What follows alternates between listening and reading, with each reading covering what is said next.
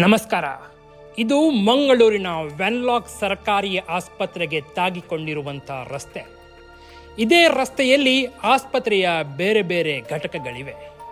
ಇದೇ ರಸ್ತೆಯಲ್ಲಿ ಹೋದರೆ ಮಂಗಳೂರು ಸೆಂಟ್ರಲ್ ರೈಲ್ವೆ ನಿಲ್ದಾಣ ಸಿಗುತ್ತದೆ.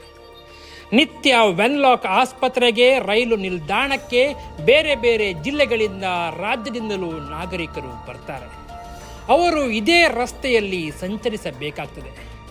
ಅಂತಹ ಪ್ರಮುಖ ರಸ್ತೆಯ ಪರಿಸ್ಥಿತಿ ಸ್ವಲ್ಪ ನೋಡಿ.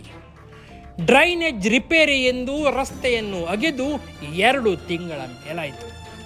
ರಸ್ತೆ ಮತ್ತು ಫುಟ್ಪಾತ್ ನಡುವೆ ಕಾಂಕ್ರೀಟ್ ಇಲ್ಲದ ಜಾಗದಲ್ಲಿ ಹಾಕಿರುವ ಇಂಟರ್ಲಾಕ್ ಕತೆ ನೋಡಿ. ಅದು ಬೇಡಿ, ಇಲ್ಲಿರುವ ಹಂಪ್ ಇದೆಯಲ್ಲ, ಅದರ ಗತಿ ನೋಡಿ. ಫುಟ್ಪಾತ್ ಮೇಲಿರುವ ಕ್ಯಾಂಟೀನ್ ಗಾಡಿಗಳಿಂದ ಸ್ವಚ್ಛತೆ ಎನ್ನುವ ವಿಚಾರಕ್ಕೇನೆ ಇಲ್ಲಿ ಅರ್ಥವೇ ಇಲ್ಲ. ಈಗ ಇಲ್ಲಿ ಪಾಲಿಕೆಯ ಆಡಳಿತ ಅಧಿಕಾರಿಗಳ ಕೈಯಲ್ಲಿದೆ. ಹಾಗಂತ ಮಂಗಳೂರಿನ ಇಮೇಜ್ ಹಾಳಾದರೂ ಚಿಂತೆ ಇಲ್ಲ ಎಂದು ಹೊಟ್ಟೆ ತುಂಬಿಸಿಕೊಂಡು ಮಲಗಿರುವ ಅಧಿಕಾರಿಗಳನ್ನು ಎಬ್ಬಿಸುವವರು ಯಾರು?